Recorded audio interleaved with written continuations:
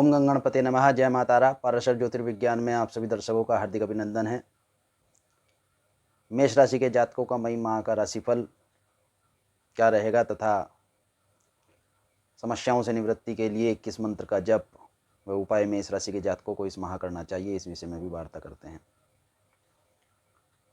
माह के प्रारंभ में सूर्य अपनी उच्च राशि मेष राशि में लग्न में ही मेष राशि के जातकों के रहेंगे तथा 14 मई को सूर्य रात्रि सायकाल 5:07 पर वृषभ राशि में परिवर्तित हो जाएंगे तथा माह के अंत तक इसी अवस्था में रहेंगे। चंद्रमा माह के प्रारंभ से अपनी स्वयं राशि तथा मेष राशि के चतुर्थ स्थान कर्क राशि में विचरण करते हुए पूरे भय चक्र का आचरण कर माह के अंत में सिंह राशि में विचरण करेंगे तथा मंगल इस माह के प्रारंभ में अपनी उच्च राशि मकर राशि में विचरण करेंगे तथा 4 मई सन 2020 को मंगल मकर राशि से कुंभ राशि में स्थानांतरित हो जाएंगे तथा माह के अंत तक मेष राशि के एकादश स्थान लाभ स्थान में विचरण करेंगे। बुध माह के प्रारंभ में 9 मई तक मेष राशि के जातकों के लग्न में ही सूर्य के साथ रहेंगे तथा अस्त स्थिति में रहेंगे। 9 मई को बुध वृषभ राशि में परिवर्तित हो जाएंगे तथा यहाँ शुक्र के साथ आचरण करेंगे। 24 मई तक वृषभ राशि में रहने के पश्चात बुध माह के अंत तक मिथुन राशि में रहेंगे। यहाँ इस विषय पर भी प्रकाश डालते हैं कि 14 मई से 24 मई के मध्य बुध पुनः अस्त हो जाएंगे तथा 24 मई में फिर पुनः उदय हो जाएंगे। बृहस्पति मेष राशि के जातकों के दशम स्थान में मकर राशि में स्थित हैं तथा यहीं पर आचरण कर रहे हैं। यहाँ बृहस्पति निम्न राशि के हैं तथा यहाँ से बृहस्पति इस माह वक्र गति में भी जाएंगे। 12 मई को बृहस्पति वक्र होंगे। शुक्र स्वयं राशि वृषभ राशि में मेष राशि के द्वितीय स्थान पर विचरण कर रहे हैं तथा शुक्र भी इस माह वक्री होंगे। 13 मई को शुक्र वक्री होंगे। शनि दशम स्थान में अपनी स्वयं राशि मकर राशि में विचरण कर रहे हैं। माह के अंत तक मेष राशि के जातकों के कर्म भाव में ही दशम स्थान में विचरण करेंगे तथा इस माह शनि भी 11 मई को वक्री होना प्रारंभ कर देंगे। राहु मेष राशि के जातकों के तृतीय स्थान पराक्रम स्थान मिथुन राशि में आचरण करेंगे तथा केतु भाग्य स्थान नवम स्थान में धनु राशि में विचरण कर रहे हैं। इस ग्रह गोचर के अनुसार मेष राशि के जातकों के माह के प्रारंभ में स्वास्थ्य सुख संपत्ति मान सम्मान की स्थितियां अनुकूल रहेंगी। यश की प्राप्ति होगी, बल की वृद्धि होगी, रोग स्वास्थ्य में सुगमता रहेगी, स्वास्थ्य सुदृढ़ रहेगा, रोग से छुटकारा रहेगा। रोग से संबंधित कोई समस्याएं मेष राशि के जातकों को इस माह नहीं रहने वाली हैं। परंतु माह का मध्याह्न जैसे ही तीनों ग्रह वक्री होंगे, शुक्र गुरु और शनि, थोड़ी सी समस्याएं मेष राशि के जातकों के लिए उत्पन्न हो सकती हैं। परंतु यह केवल वक्र स्थितियों के प्रारंभ होने पर ही होगा, अर्थात 11 मई से 14 मई के मध्य। इसके अनंतर और पूरे माह के समय में मेष राशि के जातकों को स्वास्थ्य से संबंधित समस्याओं से निवृत्ति प्राप्त रहेगी। यश बढ़ेगा, मान सम्मान बढ़ेगा, धन की स्थितियां अनुकूल रहेंगी, धर्म में धन व्यय होगा तथा धन के आगमन की स्थितियां भी अनुकूल रहेंगी। कुटुंब में मांगलिक स्थितियां रहेंगी। किसी प्रकार के शोक तथा समस्या की स्थिति प्रदर्शित नहीं हो रही है। परंतु मेष राशि के जातकों की आय में थोड़ी रुकावट शुक्र के वक्री होने के साथ साथ होनी अवश्य संभावित है। परंतु गुरु भी क्योंकि इसी समय पर वक्री होंगे और दशम स्थान में होंगे तो कार्य की प्रगाढ़ता मेष राशि के जातकों के लिए धन की अधिक समस्याएं नहीं बनने देगी, परंतु धन की समस्या, कार्यों की स्थिति में रुकावट एक बार अवश्य आ जाएगी।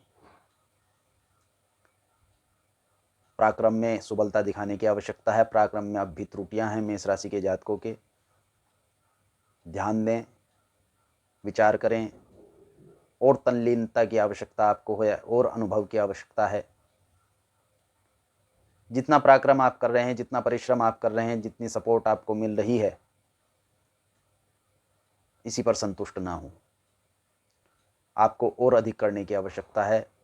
अपने कार्यों में, अपने कार्यों की गति में, अपनी विवेचनाओं में और प्रगाढ़ता लाइए। यही आपको सफलता प्रदान करेगी। मेष राशि के जातकों को इस महासुख की स्थितियां अनुकूल रहेंगी। मानसिक शांति जितनी आप बना सकें उतना उत्तम है। संतुष्टि लाना बहुत आवश्यक है। इस समय में मेष राशि के जातकों को असंतुष्टि का सामना करना पड़ सकता है, परंतु किसी स्तर पर तो जाके आपको संतुष्टि लानी ही होगी। कार्य में संतुष्टि संतुष्टि नहीं होती है, विद्या में संतुष्टि संतुष्टि नहीं होती है, अपितु अन्य विषयों पर, धन, संपत्ति, मान, सम्मान, किसी स्तर पर जाके आपको संतुष्टि करनी ही पड़ेगी। अतः मेष राशि के जातकों को यहाँ संतोष, धर्म का पालन अवश्य करना चाहिए। जैसे स्थिति प्रदर्शित है कि माह के प्रारंभ में 14 मई तक मेष राशि के जातकों के पंचम स्थान के अधिपति लग्न में स्थित होंगे तथा यहाँ बुध आदित्य योग भी बनाएंगे। 14 मई के पश्चात द्वितीय स्थान पर शुक्र के साथ, द्वितीय स्थान पर शुक्र के साथ युति करेंगे।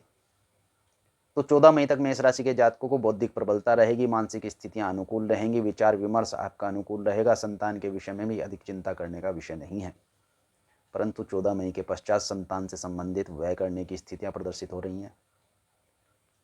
संतान के विद्याध्ययन से संबंधित विषयों पर चिंता करने का विषय बन जाएगा। विशेष तौर पर जिन मेष राशि के जातकों को प्रथम संतान पुत्र है, उन्हें इससे संबंधित समस्याओं का सामना करना पड़ेगा। उनकी बौद्धिक क्षमताओं के विषय में विचार कीजिए। उनके विषय में आपको केंद्र बिंदु बनाकर रखना चाहिए।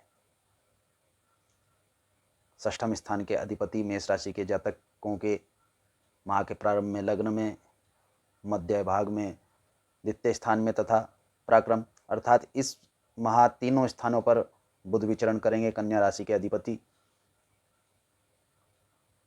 अधिकतर स्थिति अस्त तथा माह के अंत तक जाते जाते राहु के साथ युति करनी प्रारंभ करेंगे। अतः आपको इस माह आपसे जो सहयोगी हैं, जो आपके संबंधित गण हैं, जो आपके कार्य क्षेत्र में आपके प्रतिद्वंदी हैं, उनसे वैमनस्व की स्थिति बनेगी। वाद विवाद की स्थितियां बन सकती हैं।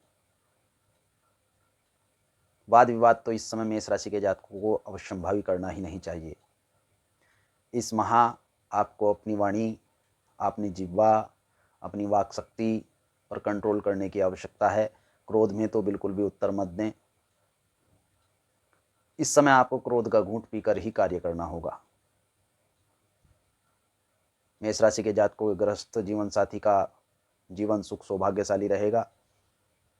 आपको उनकी सपोर्ट भी प्राप्त होगी, स्वभाव भी उत्तम रहेगा। चिंता करने की अधिक आवश्यकता उनके विषय में नहीं है, परंतु फिर भी ध्यान देने की आवश्यकता है। दिए गए धन की प्राप्ति अवश्यंभावी हो सकती है। इस समय में जो आपके द्वारा दिया गया धन है, जो योजनाएं हैं, उनसे आपको धन प्राप्त होगा। क्योंकि भाग्य के अधिपति दशम स्थान में नीच के हैं, 14 मई तक तो भाग्य कोई उज्ज्वलता प्रदर्शित नहीं कर रहा है, परंतु जैसे ही गुरु वक्री होंगे तो भाग्य में थोड़े परिवर्तन की स्थितियां प्रदर्शित होती हैं। परंतु जिन जातकों के गुरु जन्म कुंडली में द्वादश, अष्टम अथवा षष्ठम स्थान पर पड़े हुए हैं, वह विशेष ध्यान दें। इस समय में उनके साथ ठगी की अवस्था बन सकती है, उनको कोई ठग सकता है,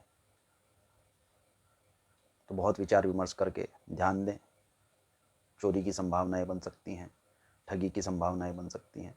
अतः धन का आचरण बहुत सोच समझ कर करना चाहिए।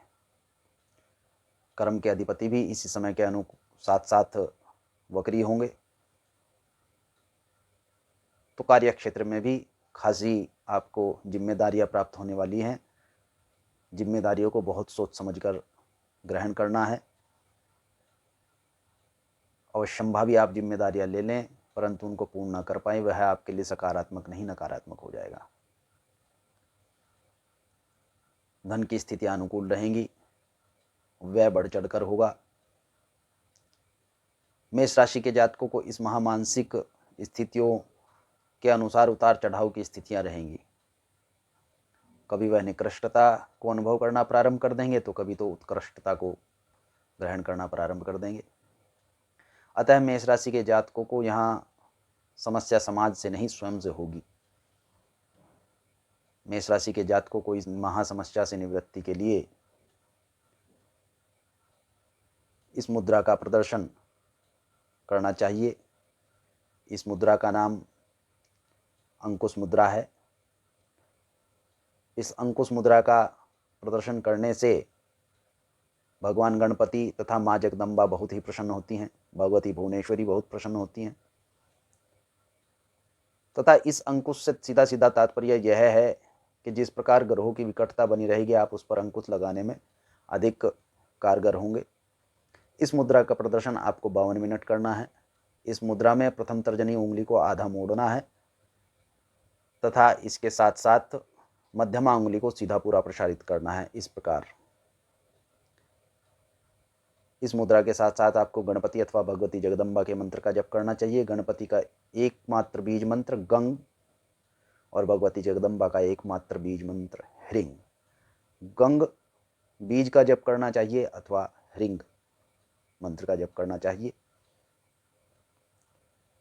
इस मुद्रा के प्रदर्शन से आप अंकुश लगाने में प्रबल होंगे, जिससे आपकी समस्याओं की निवृत्ति होगी, कष्टों से निवृत्ति होगी। इस मुद्रा का सबसे बड़ा महत्व यह है कि इसमें अहंकार को आपको झुकाने का सबसे उत्तम अवसर प्राप्त होता है, और यदि आपने अपने उस अहंकार पर कंट्रोल कर लिया तो फिर आपकी विजय निश्चित है। यह मुद्रा आपको इस समय के अनुकूल बनाने का पूर्ण प्रयत्न करेगी और आपको सफलताएं प्रदान करेगी। धन्यवाद। शुभम भवतु। भगवान गणपति तथा मातारा आपका कल्याण करें।